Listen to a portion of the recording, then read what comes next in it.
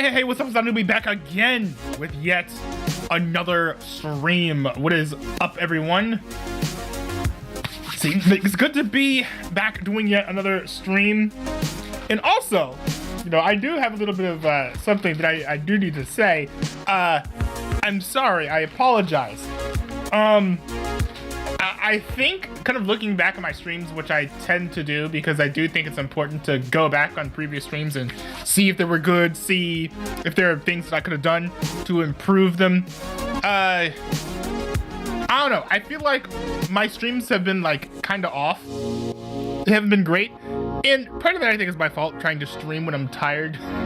I think this leads to not as interesting content. But another thing too is that, like, hey, my class has just kicked in. I don't have as much time to stream as I'd like. So I think I want to transition to having fewer streams, but having those streams be longer and probably more densely packed with content. It is fun to, like, you know, literally shoot the breeze on Halo or Counter-Strike 2 for like an hour or two. But I also think that that is just not the most interesting thing to watch, especially from like a VOD perspective. Like live, sure, right? Like if I happen to people in chat, then, you know, it's not awful, but I do have to consider that the main, like my main channel, or at least what I try to treat as my main channel, which is the Not a Newbie Highlights channel, which is the channel that has like clips from the streams, is what I'm basically live streaming for. I'm live streaming so that I can take clips from my streams and make videos out of them. Those videos haven't been awful, but I think that I've just been a little bit thin on content. I mean, I do have some videos coming up. Like I'm eventually going to edit my reaction to John Oliver's episode of last week tonight where he talked about homeschooling, but the problem is that one's like an hour long. So it'll take me like a while to edit, so I don't think that'll be out until like Wednesday or Friday or something. But there's different types of videos I can do where the video's like 10 minutes long and won't take me as long to edit, and then that way I can get videos out in a timely manner that are more recent. So for example, I'm sure that you noticed that the most recent video that I put up was from like a fairly old clip. I mean, not that old, like 2 weeks old, but that was just because I didn't have any fresh new content that I could edit like in one night. So I needed to settle for doing that. So if you notice the dip in quality, I know not as many of you are in chat anymore, so I'm assuming that either you are or you're busy. But yeah, if you've noticed the dip in quality, we found the streams and clips to be not as engaging. I definitely agree. I've noticed that as well. So trying to work on that, trying to come up with better plans on streams, trying to pack them a bit more densely. Also, I'll be streaming less often, and so I'll probably also be streaming less tired as well. But it is time to go ahead and get into the various news items that have happened today. So unfortunately, we have some very, very awful news, some very sad news out of Lewiston, Maine.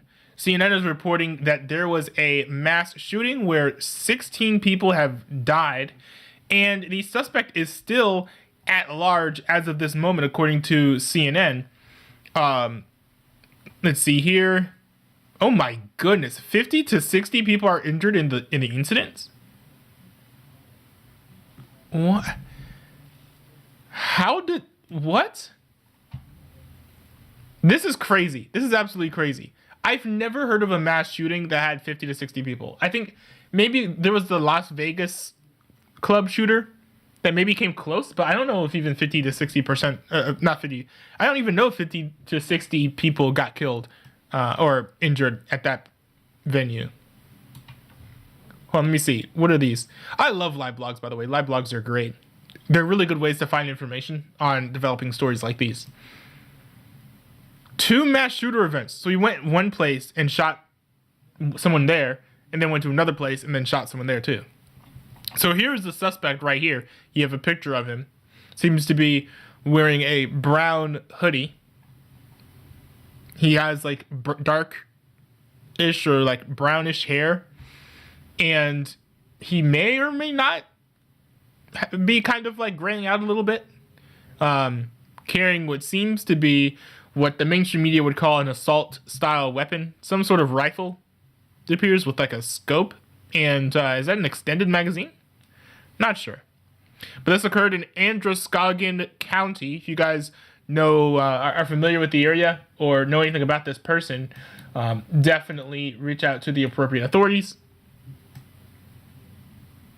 Maine State Police ask residents to shelter in place as active shooter situation continues. City of Auburn issues shelter in place due to active shooter incident. Another shooting reported at Walmart distribution center. So he went from one place to another. I wonder what the motive could be. Because going to like a Walmart, I think, indicates like a broad, like a broad scope, a broad motive, not like trying to shoot one person or trying to shoot a family or something. Maine governor has been briefed. FBI offers resources. Medical center confirms response to mass casualty event. Shootings took place at a restaurant in bowling alley. Let me see here. Okay, so there were two locations. Hold on, wait. So is that connected with the? Hold on. So there was one shooting in a Walmart distribution center. So there's one shooting at the Walmart distribution center, and then there was another shooting at a restaurant in another one at the bowling alley. So are there 3 events or 2? I'm a bit confused. People seen running from Lewiston bowling alley. Okay, we got a better picture of him. Looks like he was wearing some, what are those? Navy blue cargo pants. And what are those shoes? They look like Crocs or something. Mustard yellow Crocs. Also kind of looks like he might have some sort of scope. Not scope. Like flashlight attachment on his weapon as well. There's a picture of a vehicle connected to the shootings. So white van. I don't know much about the maker and model of this. So we don't have a lot of information. Hopefully this is just this is just awful. Definitely recommend, praying for the people who got shot, and that those who were injured, they would not succumb to their injuries, and that they would find the shooter before he goes and shoots someone else up. It looks like, based on what CNN's reporting, he's shot up 3 places and he's on the run. He could be trying to shoot up more locations. So if you're in Maine, hope you guys are staying safe. This situation is just bad. And no, I'm not going to dive into the politics of this situation. Like it's always gross to me whenever there's some sort of mass shooting and it's always gross to me when there's some sort of mass shooting and people start talking about, we should make this gun illegal or that gun illegal.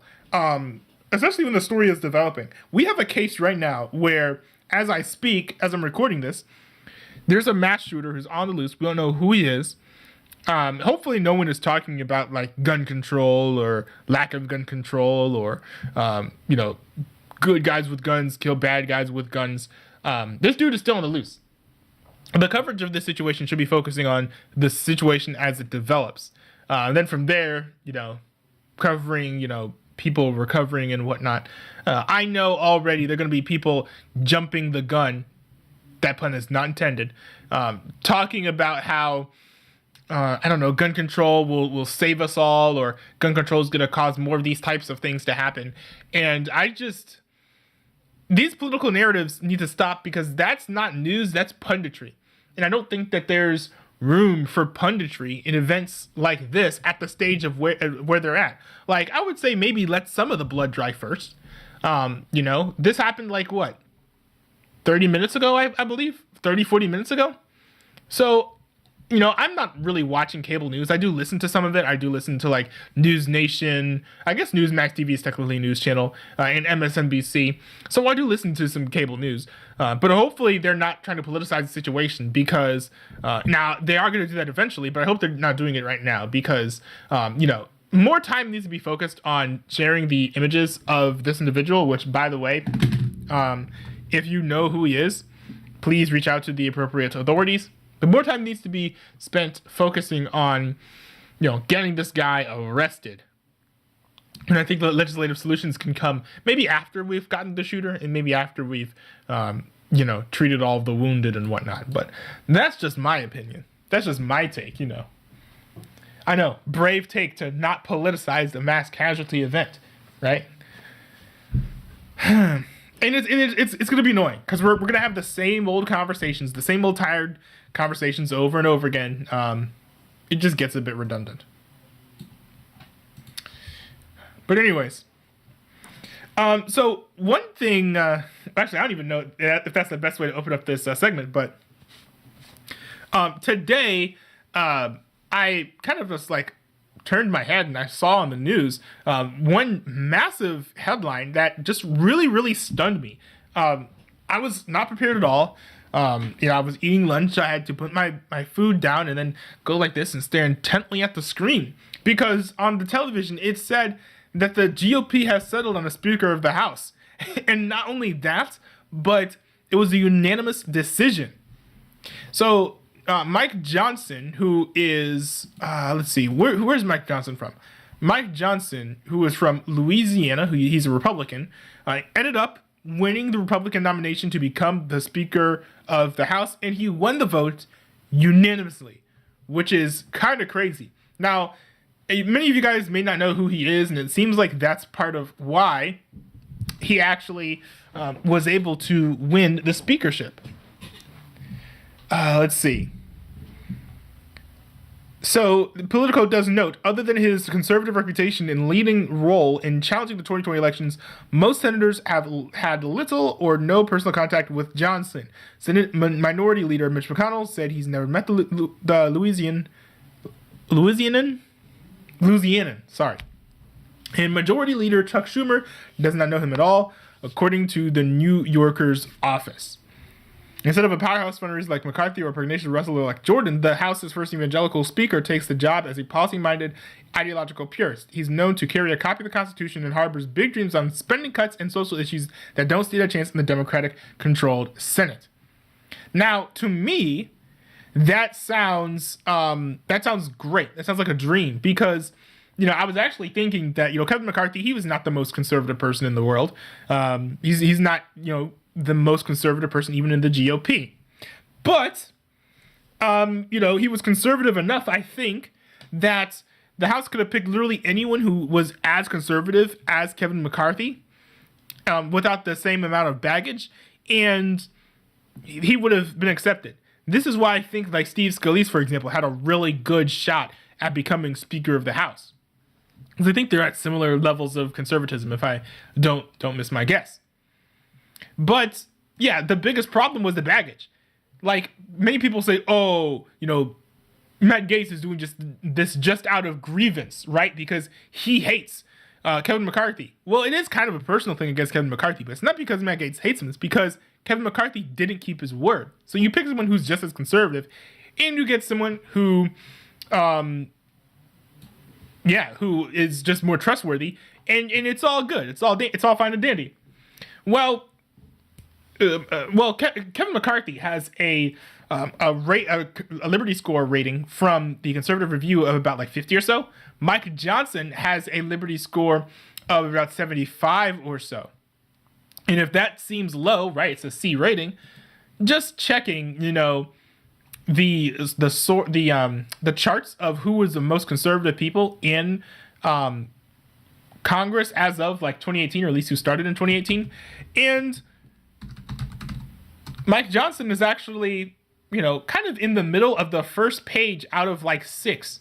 So, just because he has a 75% C rating of a Liberty Score from the Conservative Review doesn't mean that he's conservative. He's actually pretty conservative. As they noted, he was leading the charge to overturn the results of the 2020 election. So, a strong Trump supporter. But he also votes on, with the conservatives on most issues. See here, not supporting gun control. Not trying to pass this rush contraception bill. Apparently it's a rush contraception bill. Not supporting a lame duck spending bill. These types of things, right? Like not wanting to codify same-sex marriage. These are all normal conservative things that, most Republicans, most conservatives should be supporting if they're true conservatives. So as far as people who would, be worried as to whether or not, Mike Johnson is going to be conservative enough, is going to be a good enough Speaker of the House, I think the answers to both of those questions are most certainly yes. Now, the previous Speaker of the House, Kevin McCarthy, had to cut special deals with like Matt Gaetz and the Freedom Caucus. And that might have people wondering, well, did the same concessions apply to Jim Johnson? To Mike Johnson? Well, the answer is yes, but they might not last forever. Matt Gaetz himself actually was on MSNBC, and he talked about the whole situation. He explained, the state of the concessions as they stand today, and how and why they might change. So I think what would be easier than me explaining all of that to you, because I am a little bit tired, so my words may fail me a little bit, it might be a little bit better for you just to hear it from the horse's mouth. I'm not calling him a horse, man. I don't hate him that much. But this is Matt Gaetz while on MSNBC to explain the entire situation. In studio in Washington.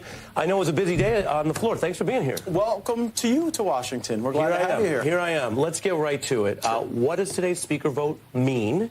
And did you cut any side deals this time like we heard about last time?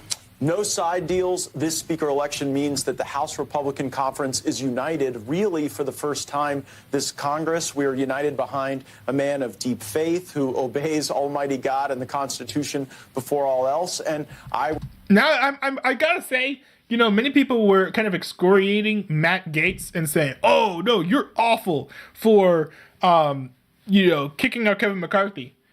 I wonder where they are now. I've been refraining from listening to Mark Levin ever since his disastrous takes on Kevin McCarthy kind of culminated in him lambasting the Freedom Caucus members who voted with Matt Gaetz. But, are you guys going to say that Mike Johnson is worse than Kevin McCarthy? Kevin McCarthy was like a 55% liberty rating with the Conservative Review versus Mike Johnson was a 75% rating with the with Conservative Review. Many of you guys were screaming, and now I don't think that you guys are going to be upset at all. Because we ended up getting a better Speaker of the House, which is what we all knew would happen, right? We all knew that we would either get a better Speaker of the House or none at all. I was kind of thinking we would get none at all for several months, but, I guess the GOP got their stuff together and figured, hey, why don't we just get a conservative in here? Like, it's not going to be that bad. And who knows? Maybe Mike Johnson will lead the charge to declare war on Iran so that many of these congressmen's stocks can go up in value. I was proud to support him. He's not someone who comes from any particular faction of the Republican conference. I don't know about that. Well, he has strong relationships from our most moderate members to our most conservative members. And you know what? Everyone feels listened to with Mike Johnson. He has a great tone, a great leadership skill stack, and I'm going to do everything I can to make him successful. One of the things that you and several Republicans got changed at the beginning of the year was you made it easier to remove a speaker in real time. Then you exercised that authority. So people are seeing a Congress, a set of news cycles here that are because of what you guys did. We're told that continues. So will you be as eager to use that rule to topple this speaker as McCarthy, or this was kind of one and done for you?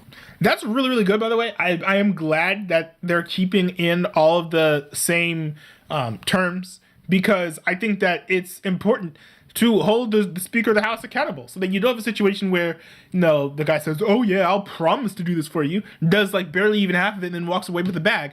And it says, oh, I promise I'll do these things for you, does only half of it, and then ends up walking away with the bag, leaving you no recourse to hold him accountable or to, perform any act of retribution whatsoever.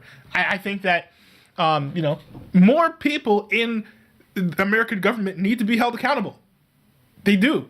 And if this is one way to do it, then go ahead. I don't care if it starts here, right? Some people might be like, oh, well, don't start here. Start with the president or whatever. Like, it's fine.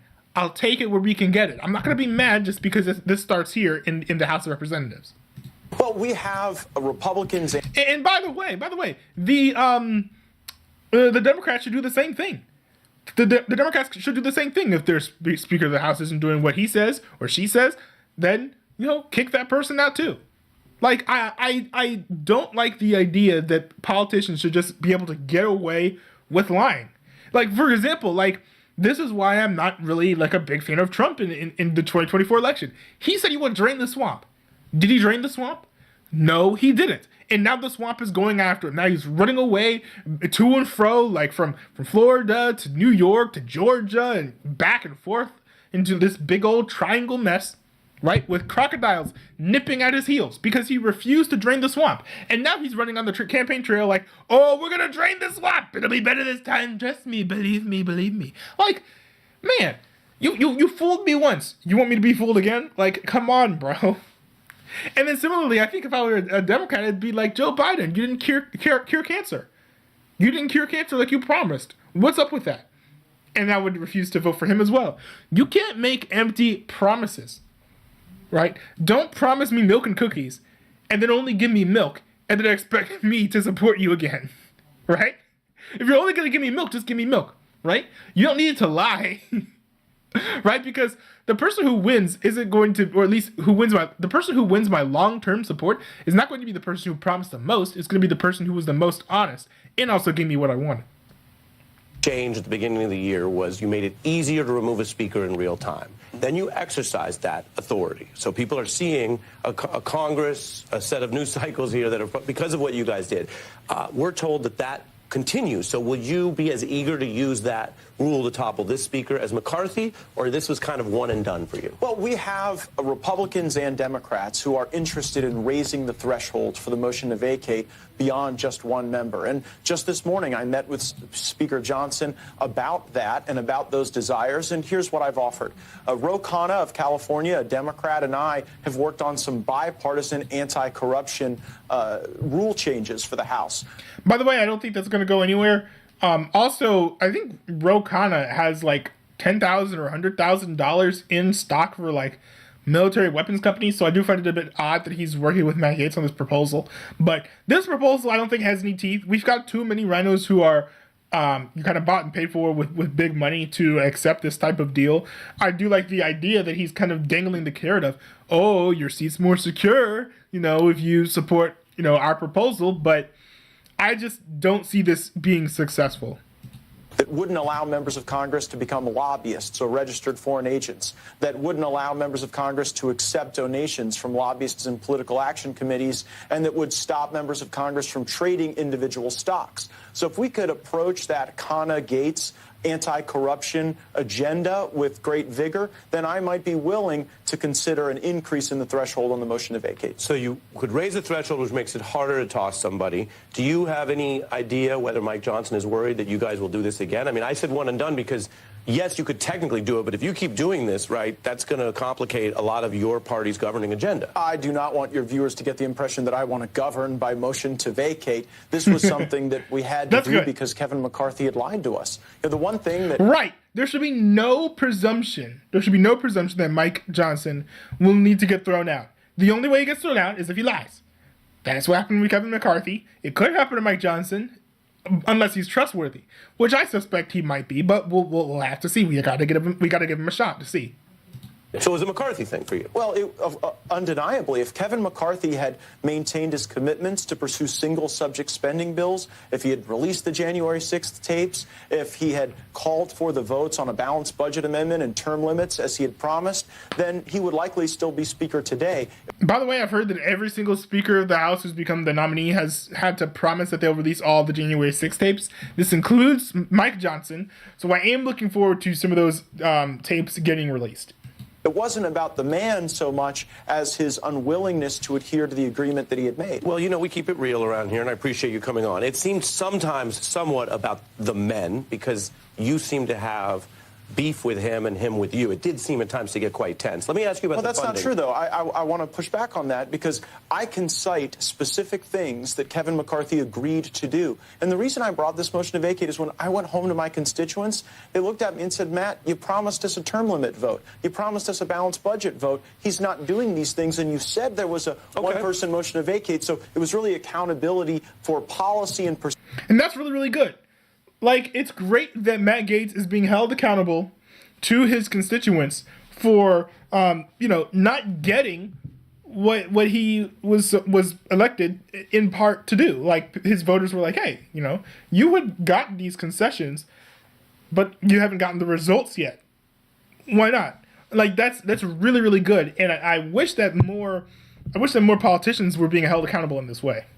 Procedure failures more than was any beef. We have informed viewers, and they've lived through it and watched it all, so they can adjust and assess what you're saying based on what they saw, because we saw that. But I do want to get you, while I have you on, one of the things that you all said was bad was that you said Kevin McCarthy was working with Democrats or doing so in the wrong way. Let me show you. Take a look.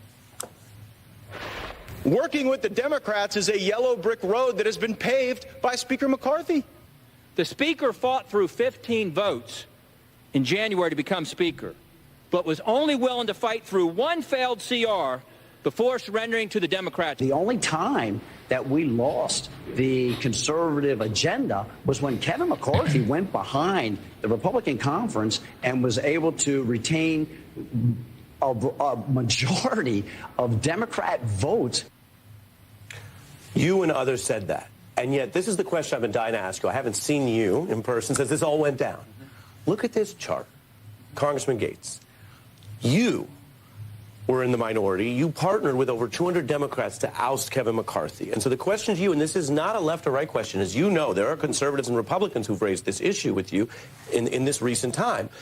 Why is it bad when Kevin McCarthy partners with Democrats to keep the government open, but it's okay when you do it to actually shut down basically a functioning House for a few weeks? Also, I would say I think it's a bit disingenuous to kind of frame this as Matt Gaetz working with the Democrats, because it's more like the Democrats working with Matt Gaetz.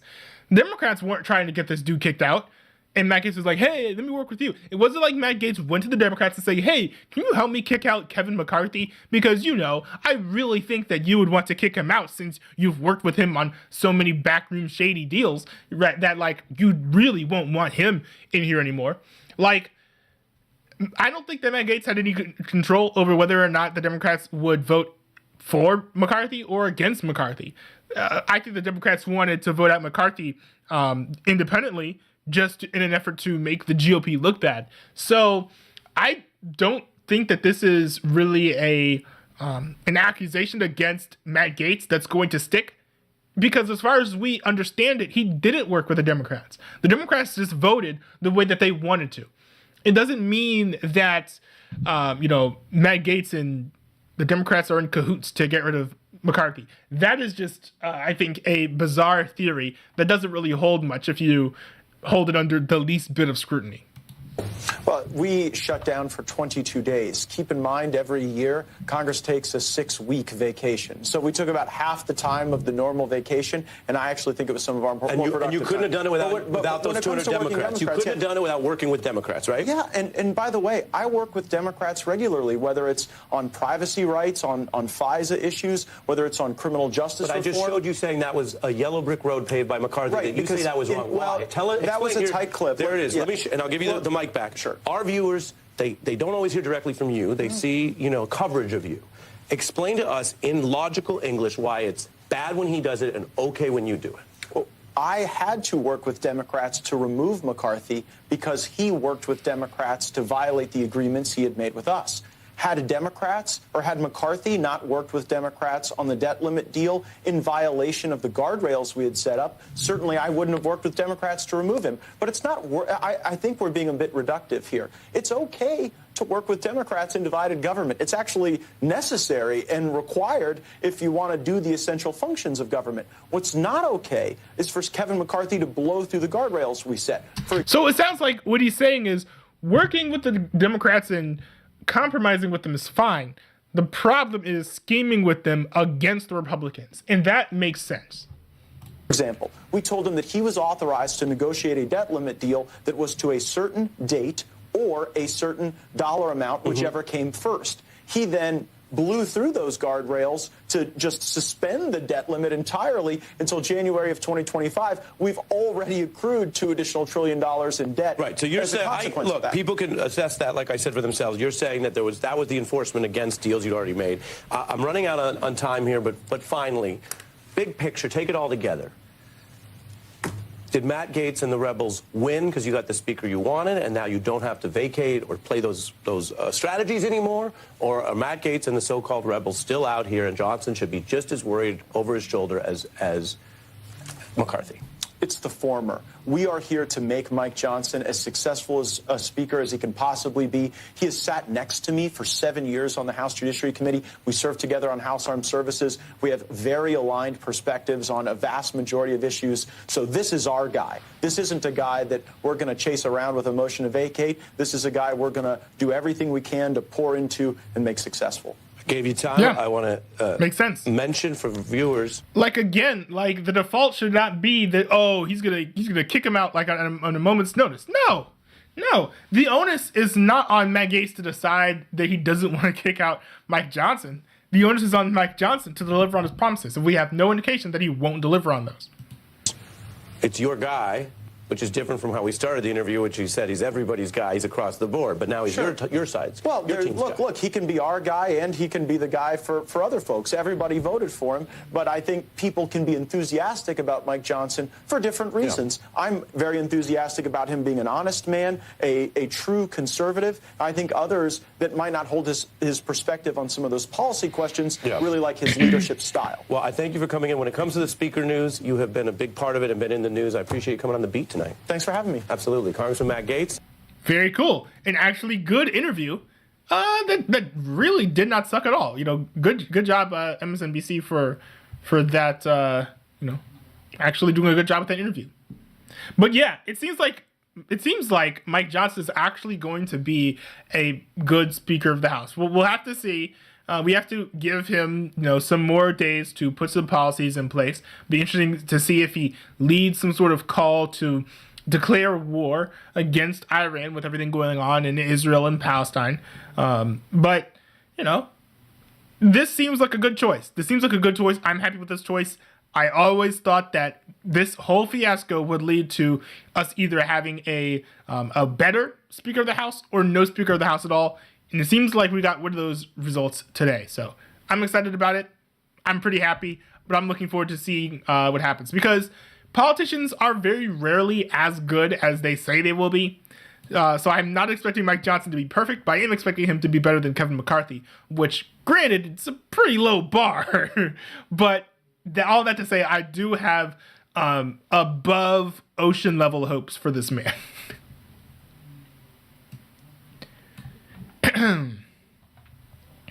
Let's see here. All right. So, the sentence, the ACLU sides with Trump, is not anything I ever expected to read, but it's something that you guys are now reading too. This is reported by The Hill. By the way, this comes after Donald Trump was fined $10,000 for violating a gag order, which basically said he can't talk about a New York civil fraud trial because it would affect the case or something. So they're trying to prevent him from speaking out publicly about the situation on True Social or publicly or on the campaign trail. Any of that stuff is not allowed to talk about it. Trump has long argued that this is against the First Amendment, that he has a First Amendment right to speak about these issues. And the ACLU actually agrees. The American Civil Liberties Union on Wednesday urged the judge overseeing former President Trump's federal 2020 election criminal case in D.C. to reevaluate her gag order, arguing it is unconstitutionally overly broad and vague. Former President and now defendant Donald Trump has said many things the ACLU and its D.C. affiliate wrote in court filings. Much that he has said has been patently false and has caused great harm to countless individuals, as well as to the public itself. Some of his words and actions have led him to this criminal indictment, which alleges grave wrongdoing and the contempt of the peaceful transition of power. But Trump retains the First Amendment to speak, and the rest of us have retain a right to hear what he has to say. It's a very reasonable, well, maybe not reasonable. It's a relatively reasonable and fair take, because yes, like, Donald Trump does have First Amendment right to speak. I don't think that his statements have undermined the Republic, right? You know, I don't like live in this fantasy land where like Donald Trump is like Satan or the Antichrist or something. But, you know, I do agree that he has said some damaging things that have led him to varying degrees to this point. I don't think that he has done anything grossly illegal, but I think that he had some sloppy ways of going about some things, wasn't the most precise man in the world, left some things open to misinterpretation, which led to at least a handful of these charges.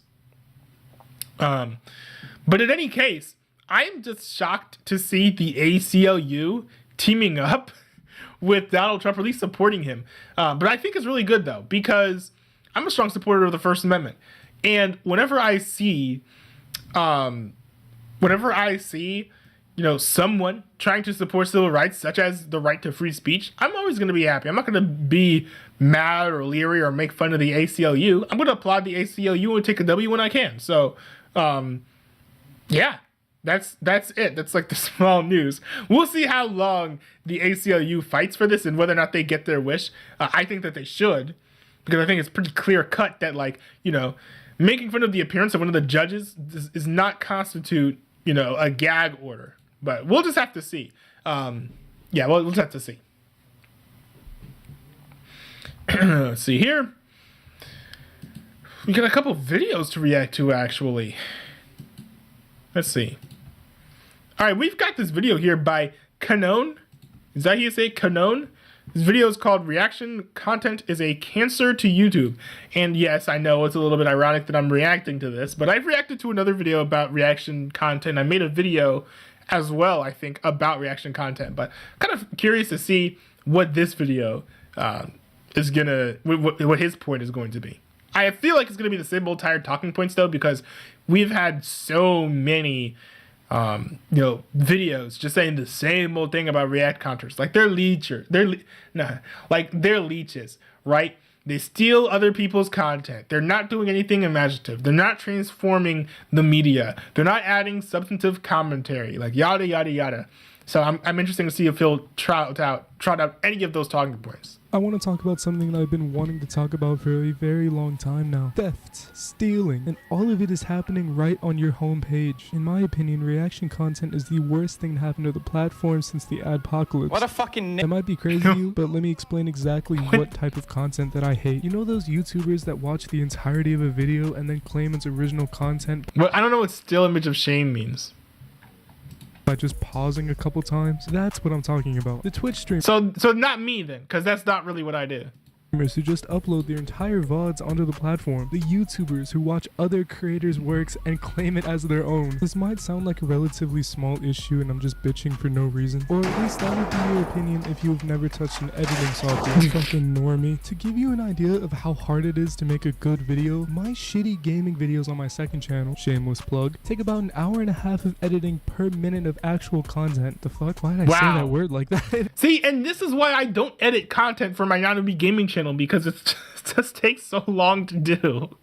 But if you're making something high quality, it takes something like 5, 6, 7, up to like 15 hours per minute. And these shitty reaction channels are doing the equivalent of pushing Control-C and Control-V and making millions of dollars off of it. A couple of you foreheads might say that this reaction content is okay, and your justification for that is because that it adds something to the original work. If I stole the Mona Lisa, shit on it, drew a massive spray-painted penis on it, I would have added something to it, and I would not be wrong about that. But did I not just steal a work of art and then do something really low effort and horrible? Is this beautiful painting, actually that painting is kind of ugly, I'm not gonna lie, but is this painting now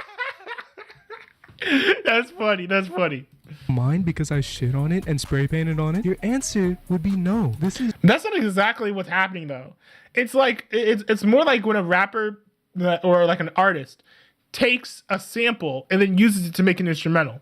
And it can be sometimes you're just like adding kicks and snares to it, or you're adding bass lines, effects, you're tweaking the sample a lot and doing lots of sound design.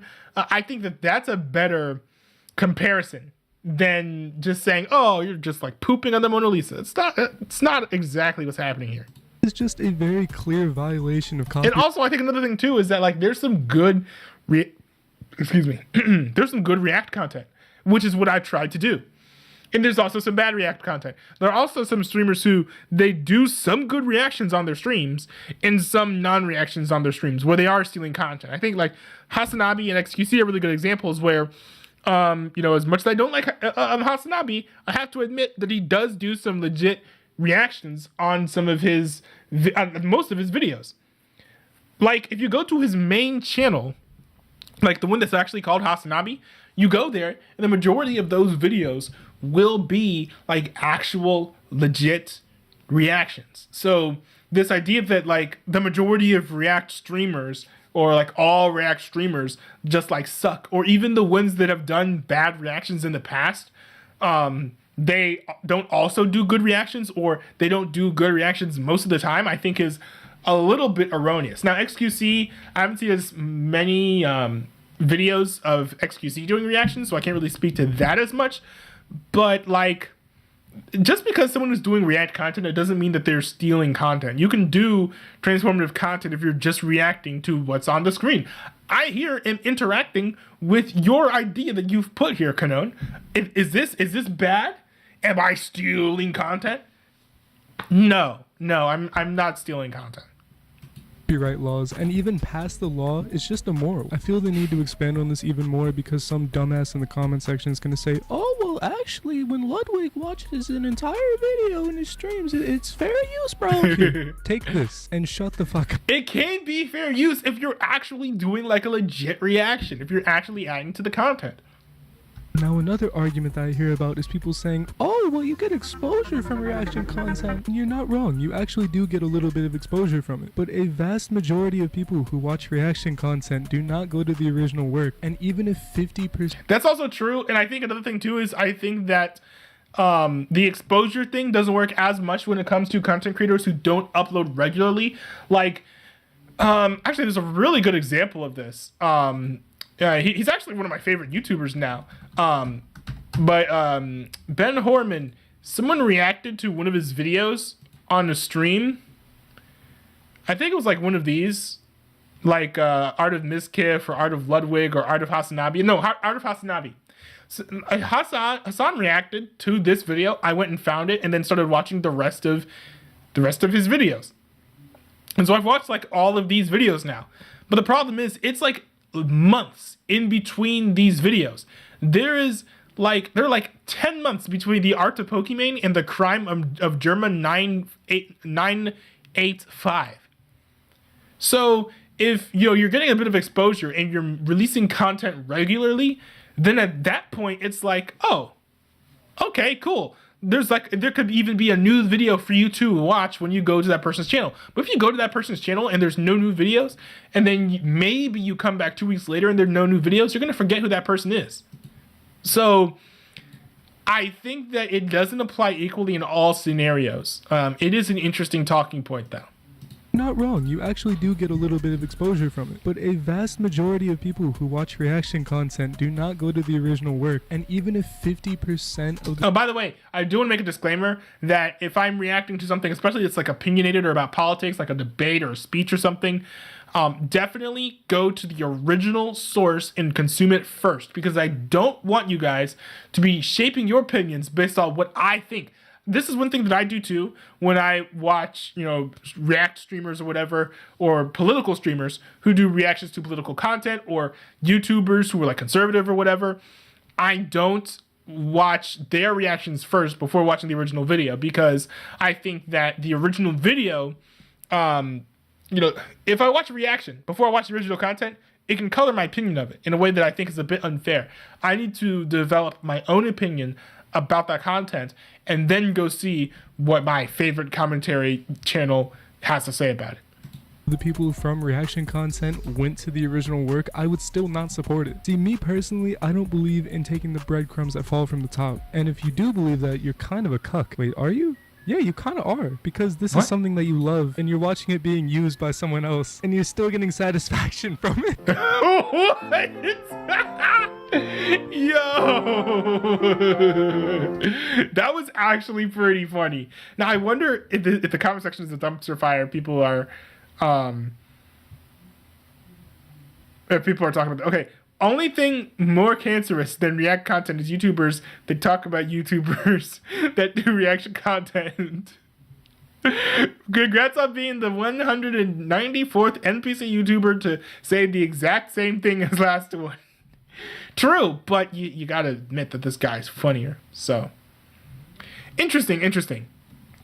He made some interesting points. I don't agree with all of them. I think that he treats React streamers like a monolith when they really are not a monolith. I think it's entirely unfair. But that's an interesting video nonetheless. All right, we've got this video here. Piers Morgan interviewed Cenk Uygur about the Israel-Hamas war and the conflict between the Palestinians and the Israelites. So, Israelis, I know. So, I'm kind of curious to see how this goes because Piers Morgan has been generally charitable to many of the guests that he's had on, I think, unless the guests themselves become extremely combative. And, he's picked, combative guests. But I think that this interview should be rather interesting. So, let's dive into this one. Well, joining me now to discuss this is the founder of the world's most influential progressive online channel, The Young Turks, a Democratic presidential hopeful.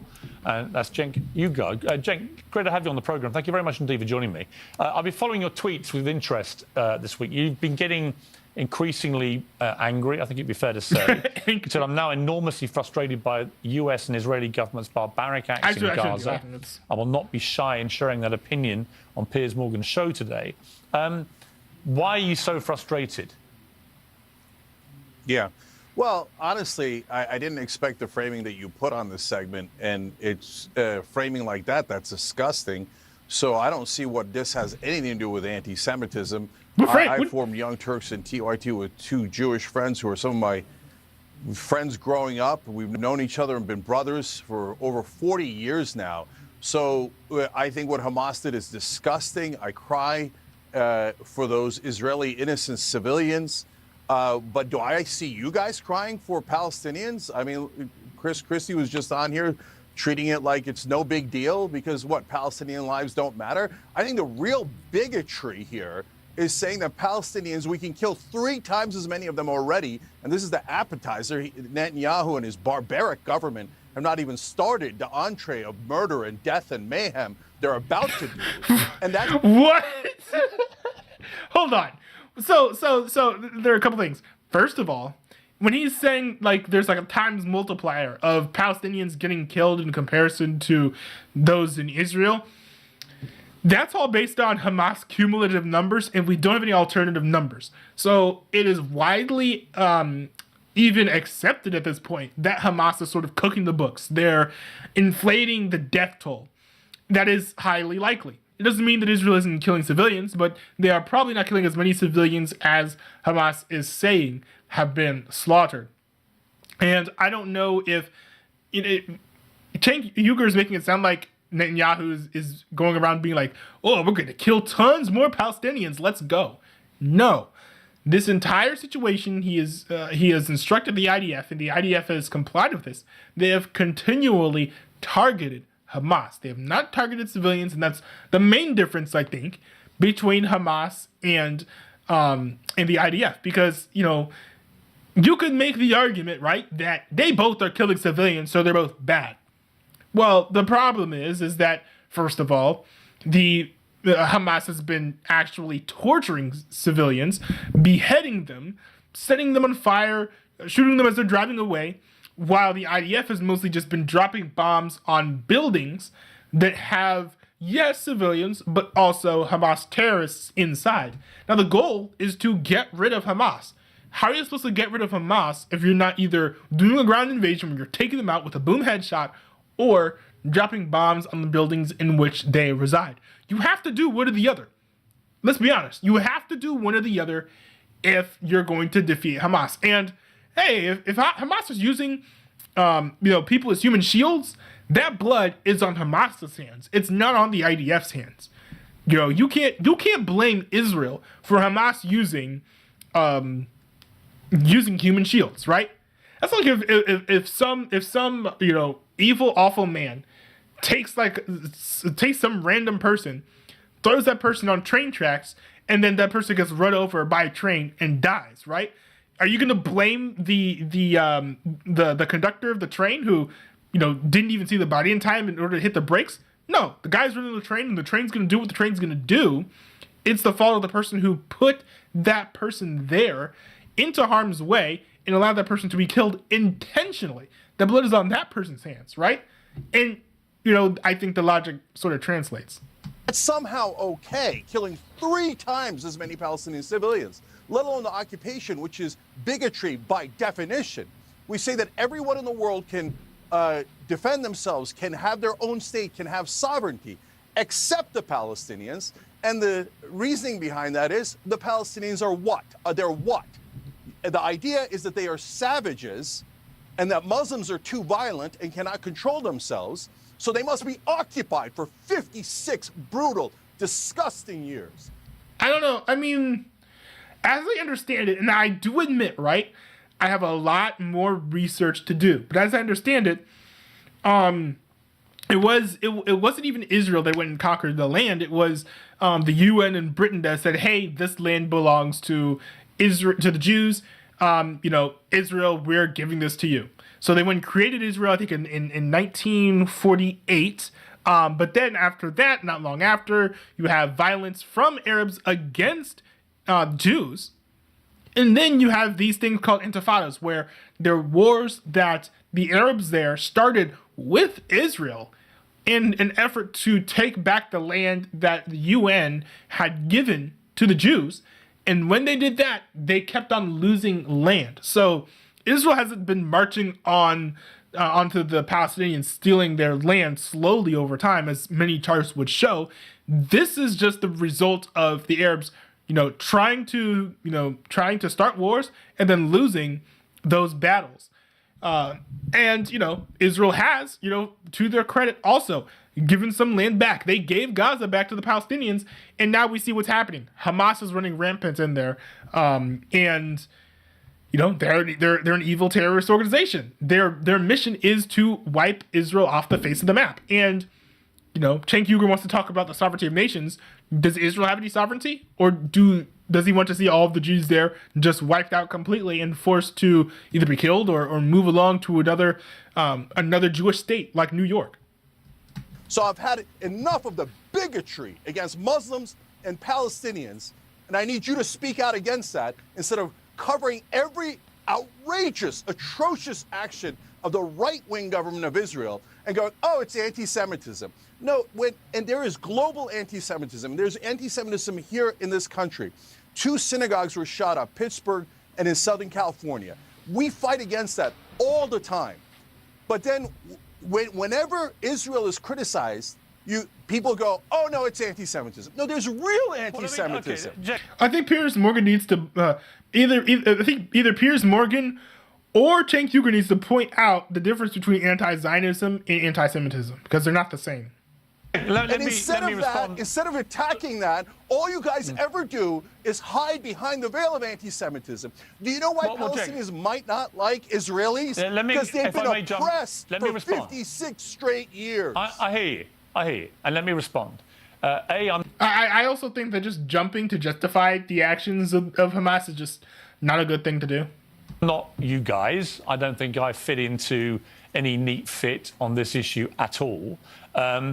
B, I've actually covered this story, I think, more fairly than most people. I've had many pro-Palestinian voices I've given a huge platform for. They've been getting enormous audiences, from Bassem Youssef to others, and I've done that quite deliberately because I think these voices are important to be heard, including yours. I certainly wasn't accusing you, by the way, or your organisation of anti-Semitism. I have found it, as somebody who's always identified as liberal myself, I found it very dispiriting to see people who call themselves liberals whose instant response, it seemed to me, to one of the worst terror attacks we've ever seen was to immediately side with the place where these attacks have been launched from. Now, I don't tar all Palestinians with the brush of being Hamas at all. And in fact, the sooner Hamas are out of there, the better for the Palestinian people and the world. But I just think the only human response you can have is, as you did, by the way, to your credit, is it was disgusting what happened on October the 7th. Now, the question then becomes, what is a proportionate response by Israel? Not just to the terror attacks of October the 7th, but obviously there is now a huge ongoing escalation in what has been, as you rightly say, a 56-year war, effectively, in varying degrees over that period. I mean, yeah, he is asking the important question here, because if you have to find common ground first, that what Hamas did was wrong. And also you have to find common ground in saying that Israel has a right to defend themselves. If you establish those two things, and the only question is, what can Israel do to defeat Hamas? Do they always have to abide by the rules of the road? Do they have to always abide by the laws of war? Or do they have some more leeway because of the horrific nature of Hamas's terrorist attack? Are there things that Israel's doing now that have violated the rules of war? I actually suspect that there might be, such as the siege. As I understand it, the siege is against the Geneva Conventions.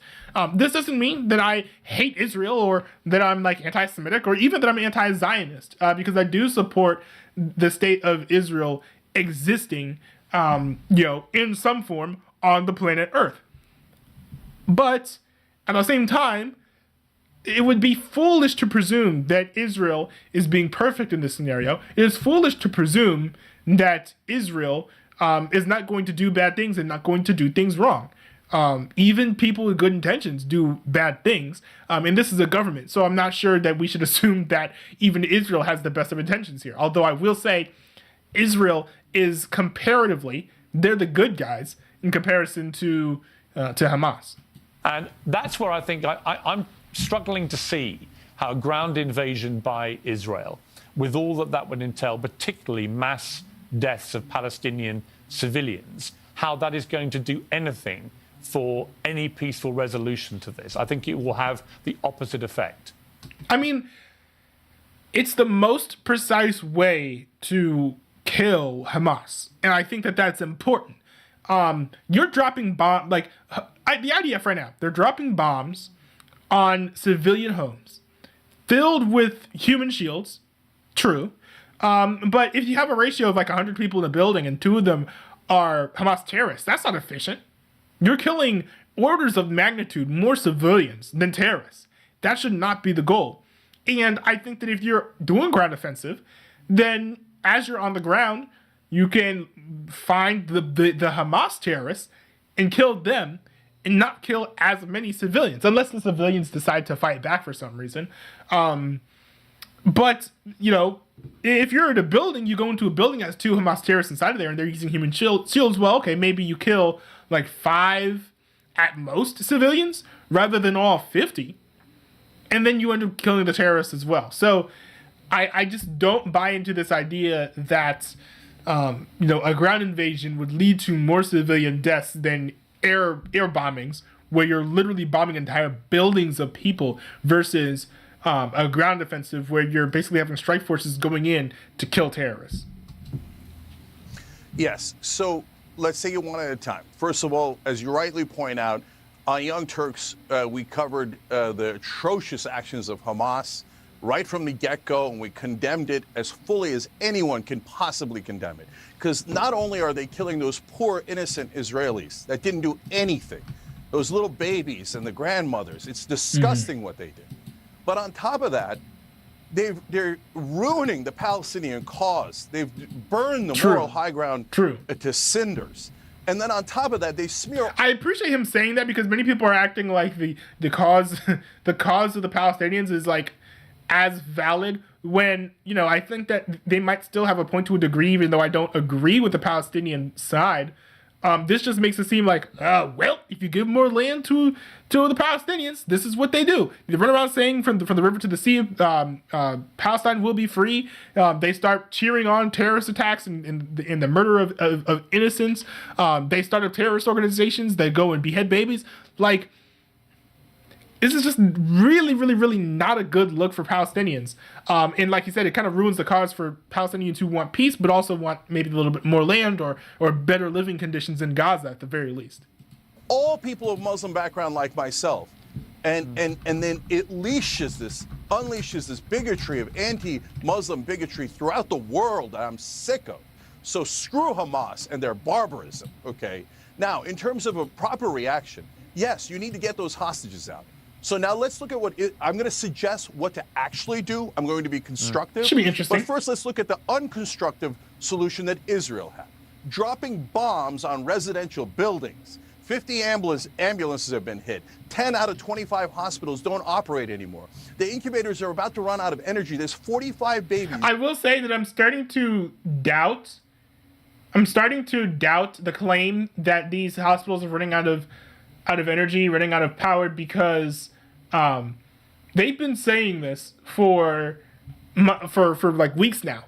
They've been saying this for over a week. For over a week, they've been saying our power is going to run out in 2 days. Right? They've been saying like, oh, the area is running out of water. We're going to be out of water in 2 days.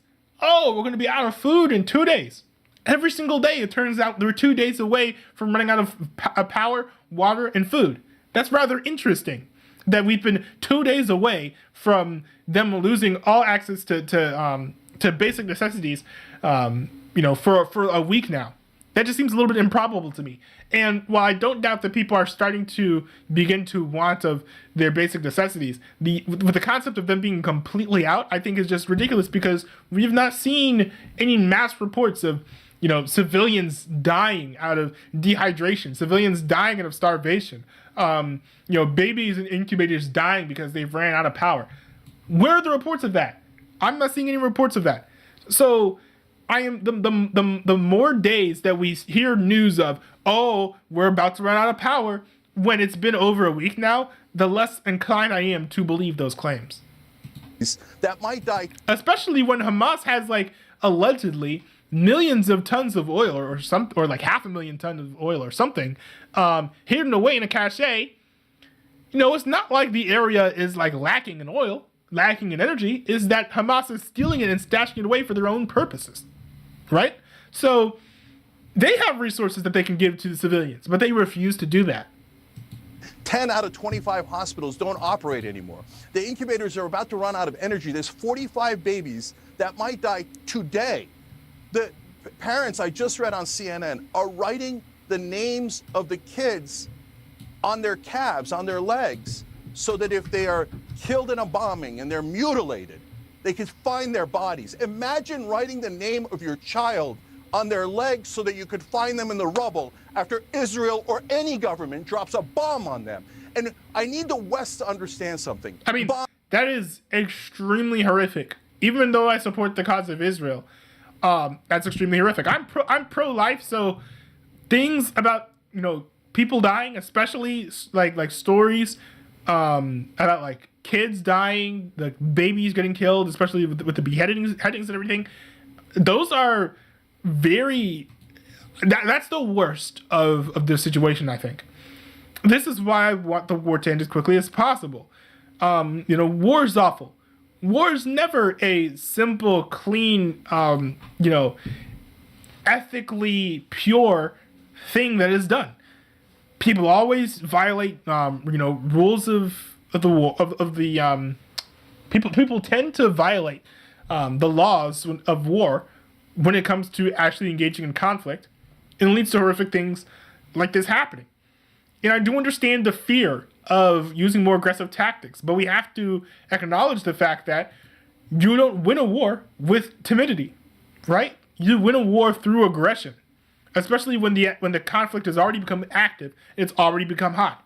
So I do understand how it's awful that we're probably going to see more babies die, more toddlers die and pass away in this whole situation, more elderly people die, more disabled people, more peaceful civilians on both sides are going to end up dying. But the fact of the matter is, if Israel does not step up their aggression against Hamas and force them to no longer exist, then what we're seeing now will just continue forever. There have always been bombs going back and forth between Israel and Israel and Palestine. Now, it hasn't been to this amount, and it hasn't been with this level of lethality, but there have been people dying in the conflict every single year. Why? because Israel is adopting timid tactics when it comes to combating Hamas's terror, and they've refused to root out this evil from Gaza for far too long. In a way, it is kind of the fault of the Israeli state that Hamas is still around. You know, they should have taken care of this a long time ago. Now people are starting to see the urgency, and hopefully this leads to the IDF getting rid of them as swiftly as possible. But we'll see. Kill people. And do you know how they kill people? They incinerate them alive, or their heads explode. So what happened in Israel was a disaster and disgusting. But you have to be equally honest and equally outraged at the immorality of incinerating babies and grandmothers and aunts and uncles, which is what we're doing right now. America cannot keep sending aid for death and destruction. Enough of the occupation. But how do you beat Hamas without killing people? That's the part where, to me, I just don't understand. End it today. End it today. It's monstrous. Okay, I'm going to get to let me ask you this. Solution. I completely understand your passion and your anger. I completely get this. I, like you, want to see some resolution at the end of this horror that we're witnessing. How do you get rid of Hamas if you don't do it the way Israel are currently doing it? How do you actually eradicate what has become a nihilistic ISIS-style terror group who've quite deliberately, in my estimation, committed an outrage of such appalling scale that they knew that this would goad Israel into this kind of response? So why they did that, what is motivating it, who might be putting them up to it, who's helped them prepare for this, these are all questions we don't know the answers to yet. But it seems to me that Israel could, if it's not careful, be being lured into a massive trap here. And I hope that is not the case. But I'm curious, how do you get rid of Hamas if you don't do it the way Israel is currently doing it, albeit with horrific collateral damage in the face of thousands of innocent Palestinians being caught up in the bombing? Yeah. So let me give you a short-term answer, long-term answer. And a lot of people are not going to like these, but these are realistic ways that you minimize civilian casualties. You do what... But the goal should not be minimize civilian casualties. That should be one of the parameters that you use when picking a decision, right? You pick the one that causes the least death to civilian the least death to peaceful civilians. But the goal should be getting rid of Hamas. If you're picking a strategy here that doesn't have any civilian casualties, but also doesn't get rid of Hamas, that's an L. And that leads to more death in the long run. America did with the Osama bin Laden raid. We didn't go drop a nuke on Pakistan. We didn't go destroy 6,000 residential buildings in the middle of Pakistan. We sent in special forces. Is it more dangerous to the special forces? Of course. That's the point of... So what's the difference between that and a ground invasion? I'm a little bit confused. Are special forces, are they smaller units? Special forces. Try to find the hostages. Does it look like Israel's trying to find the hostages? If I have a family member that's a hostage, I'm disgusted by what Netanyahu's doing now. I agree with him on the hostages.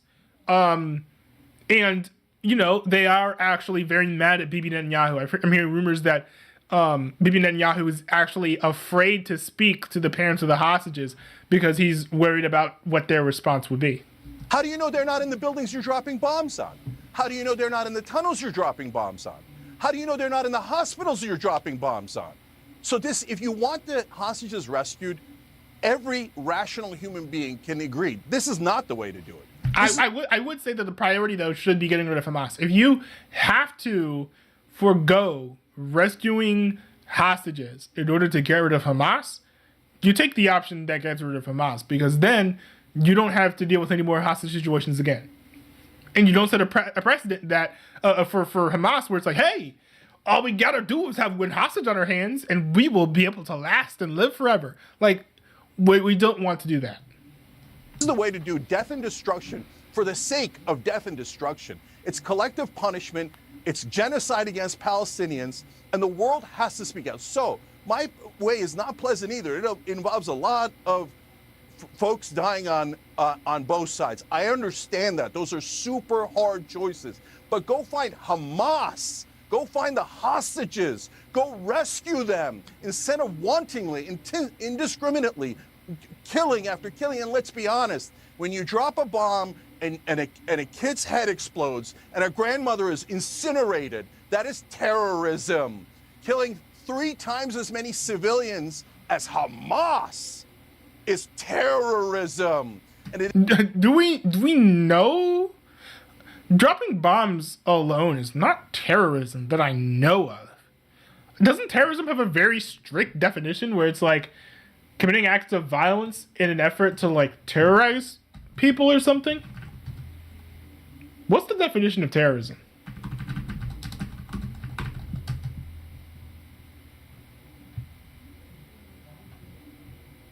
Okay, hold on. So the FBI actually has the definition of terrorism here. So we've got international terrorism.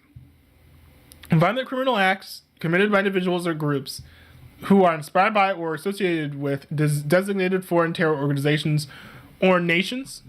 Okay.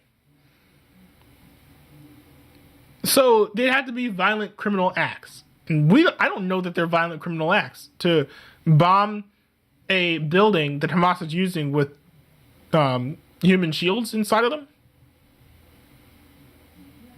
I don't know. Domestic terrorism is violent criminal acts committed by individuals and or groups to further ideological goals stemming from domestic influences, such as those of political, religious, social, racial, or environmental nature, which is not what's happening here. This is not for an ideology. This is in response to being attacked by terrorists. So I wouldn't call this terrorism. it is the same if it is done by a government. Send in as many special forces as you got. We should send in whatever you got to actually do the job at hand. When he says we, is he talking about the United States or is he talking about Israel? Instead of what Netanyahu is doing, which is to kill these people, to what? Send a message. And think about how unrealistic that is. And think about why his method has a 0% chance of working. How are the Palestinians supposed to rise up against Hamas? How would they prove they're against Hamas? Hamas ended all elections. Hamas ended democracy. So this is actually something that I've thought about, because I have heard rhetoric being like, oh, the Palestinians should turn over the Hamas people to Israel. And I thought about this today because it made sense to me when I heard it, but I thought about this today and I'm like, you know what? Hamas is stealing food and water from the civilians, basically, right? What makes you think that the Palestinians have more resources in order to fight back against the Hamas individuals and turn them over to Israel? A Palestinian could want to turn over Hamas to Israel, but they know that they're going to get gunned down the instant they even make a move. How are the Palestinians supposed to cry uncle? They're already crying uncle, but it's never enough for the bloodthirsty Netanyahu. No, more death of Palestinians, more babies killed. That's what his answer is. And it's this, and the United States of America. This is extremely disingenuous because it makes it seem like his goal is to kill babies in Palestine, which is laughably cartoonish. And I understand, I guess, if you watch his content, you probably agree that, yeah, Bibi Netanyahu, he loves killing babies, which is kind of silly. But this characterization, I'm surprised that Piers Morgan isn't even calling it out. America, I'm running for president here. There's no way in the world I would allow this. Sending $105 billion. And it doesn't even go to Israel, Ukraine, or Taiwan. It goes to the defense contractors that bribe these greedy American politicians and then get most of that money. Okay, but what about giving money to Iran? Do you condemn that as well? When, the sending of money to Iran was very closely correlated with the terrorist attack that Hamas perpetrated against the Israelis. And so the long-term answer is 1967 borders and the biggest walls you've ever seen in your entire life. And no one's allowed to cross to either. What are the 1967 borders? Actually, I'm not going to look them up. But it's interesting. I've heard 1967 borders referenced before. I think maybe on a Destiny stream. So maybe there's some consensus on what the borders of Israel and Palestine should be. And if that's true, that's a good thing, because the only response I've heard is from the river to the sea, which is not a solution. At least not a solution that doesn't end the genocide of Jews. Side, but the Palestinians get their state. It is unconscionable for them not to get their state. And if you're a moral person, of course you believe that the Palestinians are not the only people in the world that cannot govern themselves. If you say that, you are being, by definition, bigoted and a racist. We have to have two-state solution immediately. Immediately. You don't have to have a two-state solution. I think both sides hate each other so much that, or at least the Palestinians hate the Jews so much. I think that there are Jews who hate Palestinians, but not as many as there are Palestinians who hate Jews. But you have enough people there where if you have a two-state solution, it's just going to look like this. This is the two-state solution. So if you want a two-state solution, you got it. Stop complaining. But, you know, if this idea that, like, oh, Palestine has the right to self-govern, doesn't that kind of justify everything that's happening? Because they have self-governed by electing Hamas as the leaders of their government. You do realize, like, Hamas is the government of Gaza. It's true. So this is self-governance at play here, right? Now, I have heard, Hamas is a terrorist organization. They might have pressured some of the civilians into supporting them politically when they ordinarily would not have. But I think the fact of the matter remains that the majority of Palestinians at least like Hamas better than they like Israel. So, of course, they would rather support Hamas than Israel in this situation, in this conflict, in this war. Yeah, so, like, the idea that, like, self-governing, the Palestinians self-governing would look much different than it looks now with them electing Hamas into their government, I think that's a little bit faulty, to be honest. If 56 years of occupation and brutalizing these people is not enough, is 57 years going to be enough? Is 156 years going to be enough? I'm asking Israel, not out of hate, out of love. So many of my friends that I grew up with are Jewish. This is not good for them. This is not good for anybody. Please look into your hearts, look and be the moral people that I know you can be. I've been to Passover dinners where you pray for your oppressors. Now, it breaks my heart, but I got to tell you, you got to pray for those you are oppressing. And to say that you are not oppressing the Palestinians after brutalizing them for 56 long years, you're kidding yourself. And as a friend and an ally, I'm trying to get you to wake up and snap out of this trance. You cannot keep doing this. It is ruining your moral fiber. Also, why isn't Piers Morgan pushing back on any of this? Because there are some arguments he's making that could be pushed back upon if he wanted to. Cenk Uygur, thank you very much indeed for joining me. I greatly appreciate it. I'm sorry it was your first appearance on this program under these circumstances, but I hope it won't be your last. I think you're an important voice in this, and I do appreciate you coming on the show. Thank you very much. Thank you. Interesting. Wow. The interesting thing about this, too, is I've noticed in the comment sections of Piers Morgan's videos, they all seem to be against Piers himself, criticizing his take on the conflict in the Middle East. And I think part of it is the show is British, and I think in Britain there are many, many pro-Palestinian sentiments, in part due to the immigration of various Muslims into the country. So there are lots of pro-Palestinian sentiments there. You've seen the BBC even carry fake news propagated by the Hamas government.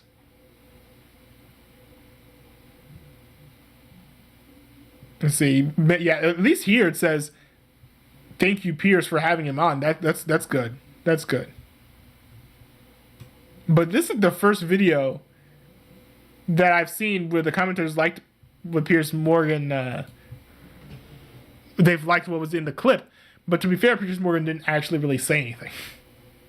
He just sat there. But yeah, I mean, the tough thing is there aren't really any easy answers. You could offer quick responses, but none of them are easy. And there are very rarely easy answers to war, whether it's how it's done or how you win the enemy. So, all right, we've got one last video. It's a right-wing commentator that I found recently. His name is Vince Dow. He's a right-wing streamer on YouTube. He recently put out a video called "I'm Done with the GOP," and I'm a bit surprised by this, and I'm kind of curious as to why. So let's see what he has to say, because I have my own qualms with the GOP. I actually almost didn't register to be a part of the GOP when I registered to vote. So, I do have complaints, but I wonder if they'll match up with Vince's complaints here. On Capitol Hill, Chad Pergram here with some breaking news that Jim Jordan will not stand for a 4th vote for Speaker. Chad, what happened? Oh, he did not vote for Congressman Jim Jordan, instead voting for Tom Emmer. Well, I guess my first question is, do you really want Tom Emmer to be Speaker? No, I don't. I don't like Tom Emmer. I figured this would be the worst job in America. Mike Rowe would not want to do this for his TV show. This is a terrible job. Okay, so just to underscore that, you voted for somebody because you don't like them. I voted for somebody because I wasn't going to vote for Jim. Yeah, but you don't. I really mean it when I say that I despise the Republican Party. It's true. As a conservative, I guess I vote for them and, register for them because I don't really have much else of a choice. Sorry, libertarian. I mean, you could be independent. You don't have to join a political party if you don't want to.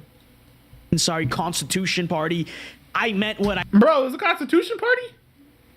Yo, man, I've been missing out. I said there is no other alternative choice.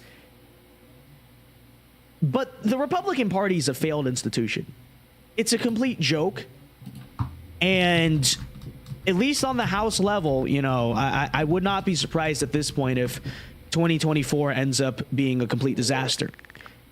Now, when we first ousted Kevin McCarthy, I said, everyone right now is immediately declaring we're going to lose 2024. That's not true at all. We will lose 2024 if we cannot have a clean and smooth transition to someone who is a much better Speaker of the House. I was a little bit optimistic. I was a little bit hopeful. I don't know. I mean, it'll be a bloodbath for the rhinos. It would have been a bloodbath for the rhinos. We now know that we've picked a wonderful Speaker of the House, or someone who appears to be a wonderful Speaker of the House thus far. It would be a bloodbath for rhinos. But I think also many people, such as Matt Gaetz, would be very comfortable in their seats because they have supported, only good Speakers of the House as far as I can tell. And they have, led the charge to push out Kevin McCarthy. So this idea that this is a death knell for all Republicans is a bit silly. It's only a death knell for the bad ones. At least that, hey, Jim Jordan's up here as a candidate. Maybe it'll go well. Unfortunately, folks, let me just say it right now. Jim Jordan is not going to be Speaker of the House, at least not anytime soon. And the alternative that, is likely to take the mantle in the meantime, this Patrick McHenry guy, is awful. He is worse than McCarthy, and I don't know. We're kind of screwed. But let me first explain why Jim Jordan it's done for him, if you're a little bit confused about this, okay? Because you may have looked at the day one vote and said, okay, 20 people voted against Jordan. Fine. 19 voted against McCarthy on the first day, so it shouldn't be a big deal, right? Well, here's the difference. And here's why I don't think there's ever going to be any negotiating with Jim Jordan and these establishment Republicans. You're never going to make these neocons happy. Is compare the two. When the MAGA Republicans were going out and opposing Kevin McCarthy, they had an explicit list of reasons. It was not something petty and personal. It was we don't like Kevin McCarthy, we're not going to vote for him. They had a very explicit list of demands. When, especially in January, Kevin McCarthy made certain promises that they were pleased with, all but a handful of them turned over and voted. And then they motioned to vacate him when he broke those promises. It was purely legislative, issues of policy, issues of substance, and that's always been our opposition as MAGA to Kevin McCarthy. It's not been a petty one. It's not been a personal one. It's not really been made for clicks or likes. It's been one of substance. On the flip side, when you look at the quote-unquote principled Republicans, the establishment people who claim that they care about the health of the Republican Party, and it has nothing to do with that. Exactly. It is merely personal. And how do you get over that, right? How does Jim Jordan go to negotiate with that? And you may think, okay, Vince, that's just your own bias. They have their own reasons too. No. Listen to this. We played this on stream the other night, but this is Ken Buck. This is one of the big anti-Jim Jordan guys. Listen to him explain why he voted for a non-Jim Jordan candidate. All right? And keep in mind, again, Let me reiterate. When MAGA opposed Kevin McCarthy, there were actual reasons. There were demands. There were lists of things and policies we wanted. Compare that with this. Oh, he did not vote for Congressman Jim Jordan, instead voting for Tom Emmer. Well, I guess my first question is, do you really want Tom Emmer to be Speaker? No, I don't. I don't like Tom Emmer. I figured this would be the worst job in America. Mike Rowe would not want to do this for his TV show. This is a terrible job. Okay, so just to underscore that, you voted for somebody because you don't like them. I voted for somebody because I wasn't going to vote for Jim. Yeah. So it's very much like how I vote for presidents in the general election. But you don't. Okay, so first of all, again, these people claim to be a serious movement. We have serious concerns about McCarthy. This is not petty. This is not personal. We're not just being a bunch of whiny crybabies here. Before he explains anything else, because the whole thing is unhinged, let me just point that out. He literally said that he voted for this guy, Tom Emmer, that he does not want to be Speaker of the House. Okay? So he voted... I mean, you could vote for... I mean, in open primaries, I like to vote for the Democratic person who's the best person to try to influence the Democratic nomination process. It doesn't usually work. I end up picking someone who is extremely unpopular. Last time, I think I supported Tulsi Gabbard. That didn't really go anywhere except for Fox News because she works with them now or has guest hosting opportunities there or something. But, you know, look, if you're the type of person to vote for the worst the best of two worlds, no. If you're voting on the Republican, if you're the type of voter who is willing to vote for the best out of two bad options in the general election, that's basically what Ken Buck is doing here. So I don't think that we should take as much issue with what he's done if you're going to vote the same way in a general election. For someone for Speaker of the House, that he is saying publicly he does not even want to be Speaker of the House. Immediately, you're admitting that your entire movement is unserious. You're basically treating your job in government as a joke, which in many ways it is. But to say that openly, just let that be pointed out. Let that be pointed out. That's how serious these people are. They're voting for people for Speaker that they're literally saying would not even make good speakers. Okay? And that's why I'm not here to sell you any false hopes. Don't worry, guys. Look, like, I voted for Trump in 2020. I don't want Trump to be president again. He broke too many promises that he made when he was president in the 2016 election, between 2016 and 2020. I do admit that he did a good job as president, but he broke too many promises. I don't want to vote for a president who's broken promises before.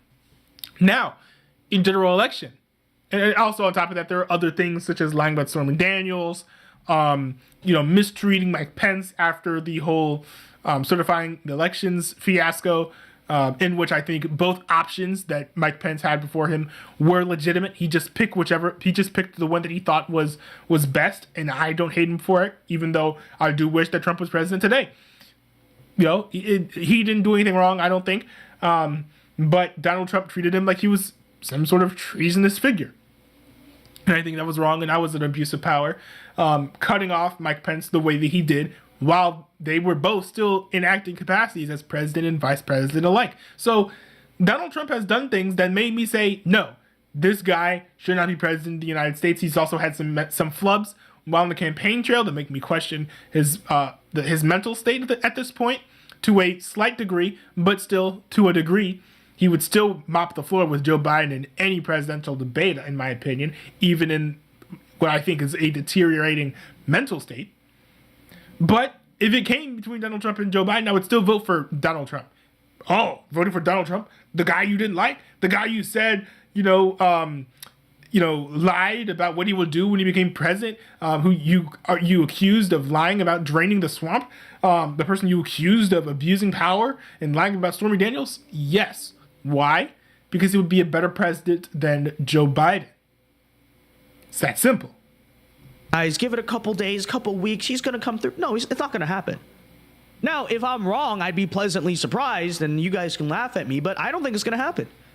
Because, again, you cannot reason with people like this. There's no negotiating to be done. He's just being a child. It's like trying to negotiate with a 4-year-old. Oh, no.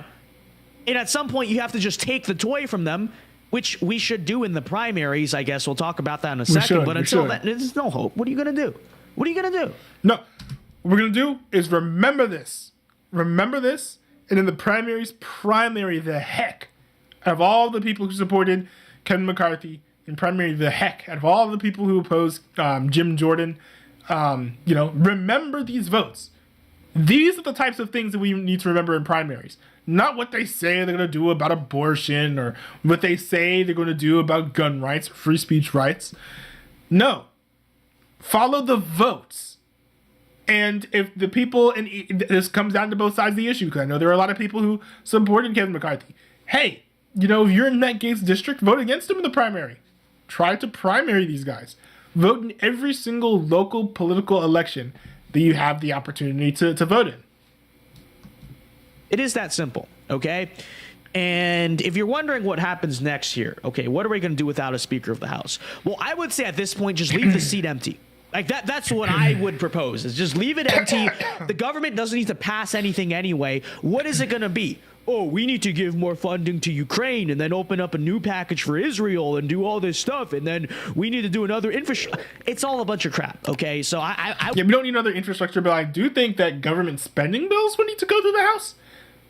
So that would be an issue if you're going to fund the government, if you think the government should be funded, causes a few hiccups there, you might say. I wouldn't care if the government shuts down from here to 2024. Okay then. All right. Probably be a good thing, but they're not going to do that. The current plan is to make the interim speaker the pro tempore speaker, right? I'm really glad that this didn't go through, because what would have happened was he would have just become the de facto Speaker of the House in an undemocratic fashion, and the rhinos would not have supported anyone else, and the Freedom Caucus would be left without any options as to ways of recourse to get a better Speaker of the House. Give him emergency powers to basically be the Speaker of the House until Jim Jordan can maybe get the votes he needs. And the timeline I've heard is to make this guy Speaker until January 3rd. Okay? Make all the way till January. This is the guy they want to be Speaker, this Patrick McHenry guy. And just to summarize, let me read Joey's tweet here. It says, just to describe to you who is going to be this interim speaker here. Again, he is a Republican, but he's not a very good one. Has a 46% Liberty score, which is closer to most Democrats than most Republicans. One of the most liberal Republicans in Congress. This is the guy who's going to be the interim Speaker of the House, very likely, because the neocons do not want to just suck it up and unite the party, which they claim they care so much about. McHenry is a huge Ukraine guy and will rubber stamp money going to them with no problem. He voted in favor of the Ukraine Democracy Defense Lend-Lease Act of 2022. So, there you have it. There you have it. Politics as usual, more of the same. Yep. Rah, rah, rah. War. Yada, yada, yada. You get the idea. He voted in favor of the 2022 Ukraine supplemental appropriation. We go on and on.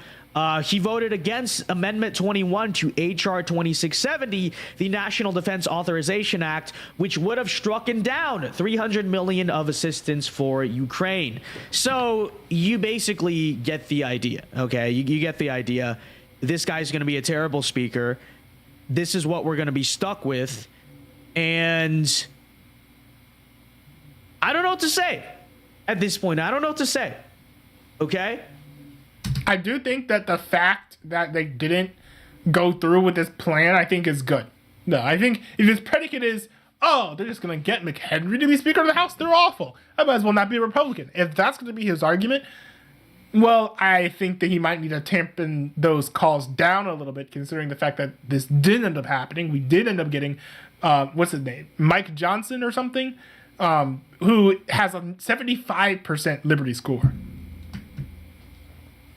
Now, the antidote to all of this is just to say, we're going to primary them all out. Don't worry. the 20 Republicans, or 22, or probably 30 by now, I don't know how the third vote actually went. I'm recording this beforehand. We're going to go and primary them all out in 2024. And to that I say I appreciate the optimism. I do, and I hope we do that. I will put in my best efforts to do that. I will endorse anyone who comes along as an authentic conservative and tries to primary these people. But the sad reality is that when you look at what happened in a lot of 2022, I have my doubts. I don't think that's going to happen. I don't think that's going to happen. Because... you see, it's really easy to primary out a big person like Liz Cheney, who infamously goes against Donald Trump. And, that was one of the big successes of the 2022 primaries, was getting Liz Cheney out of office. But when you look at a lot of these smaller name neocons, the people whose names aren't on Fox News all the time, the people who you don't hear us complain about all the time, but you look at their record, hey, they're opposing Jim Jordan. Hey, they're doing all this funding to Ukraine and stuff. Yep. Unfortunately, it's a sad reality. These people usually survive their primaries. And you know why these people survive the primaries, if we're going to be honest? It's people with national platforms like you and like Glenn Beck and like, Sean Hannity, even Tucker Carlson to a degree, not focusing on these people, not bringing up their names, not mentioning that, hey, this person is not truly a conservative in the purest sense of the word. I think that many people just assume that just because they have the right color jersey on, that they're going to be, good representatives for them. And I actually talked about this in my video, which is called "You're Voting Wrong." It was a more impassioned version of this message. But I think that most people consume media from national outlets. I don't think there are many local political podcasts or shows where people are explaining the good and the bad and the ugly of all the things that the people in the local legislature is doing. So what does that mean? That means the people with national platforms need to be talking more about what people in individual states have done and are doing, especially when it comes to primary season. So when polls and ballot boxes open up, we should be talking about the policies of all the people who are running for president, their track record, not what they're saying in front of podiums, not their campaign messaging, what they've actually done if we're talking about incumbents. That is a reasonable way to move forward, and that's how you truly get these people primaried. Not by whining and complaining, 12 months before those primaries actually take place, because at that point, man, what? You think people are going to rewind all the footage to see who voted for Kevin McCarthy and who didn't, and then based on that determine who you're going to vote for in the primaries? No one is going to do all of that legwork. You need to bring this up during the midterm season. They're going to have a lot of money on their side. They're going to have the GOP donor base on the side. They're going to have Fox News on their side, which sadly, when it comes to a lot of Republican voters, as bad as they've become, as downhill as they've slid, and I don't think the viewers of this channel are watching Fox News every day, but a lot of the Republican electorate is. That's just what's going to happen. Fox News will run cover for these people. They already have. The GOP donor base, which is still heavily around McCarthy, is going to fund them. And you're probably going to see a lot of the true grassroots America First conservatives get, blacklisted and blackballed from it. I don't know. I'm not saying that to demoralize you. I'm not saying that to not try our best. I'm being sort of pessimistic right now, and it's probably a bad thing. I shouldn't be encouraging it, but because I always say don't be a pessimist, don't be a doomer. But that's just the reality. I don't know. Now I will say this, that I think that this shows more than ever that we need at least another party, another major political party. I think the Freedom Caucus really split from the GOP and make their own party, the Freedom Party, and become their own national cultural force. Now, they already have enough to dictate who becomes the Speaker of the House. Imagine if we have a coalition of a political party that has actually principled conservatives in it, versus the Republican Party, which is 75% rhinos at this point. It's pretty bad if we're going to be honest. So I think this just exposes the need for more political parties. Doesn't mean that a political party should always have uniformity, by the way. But it seems like you've got a whole party of conservatives who are really just establishment moderates who just want things to keep on going, business as usual, right? More spending bills, more national debt, more this and more that, and hardly any of those things are conservative, really. No, I'm ashamed to be a Republican. If it didn't matter for the primaries, I'd register as an independent because this party sucks. This party sucks. And it sucks because of the neocons. It sucks because of the establishment. Okay, let me be clear about that.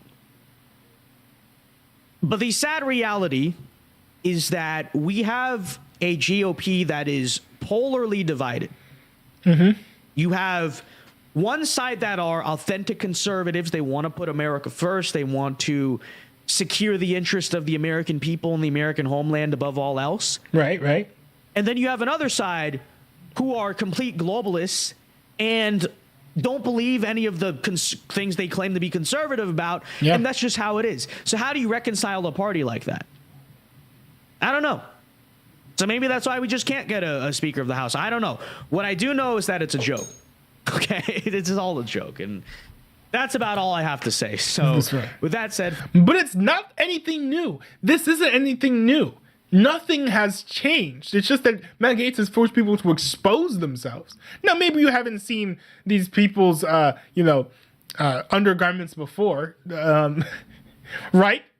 But, this is not the only moment in time in which these people have exposed themselves. It is what it is. Republican Party has always been filled with rhinos. Don't be shocked. Folks, be sure to leave a like on the video before you go. Subscribe to the channel if you are new.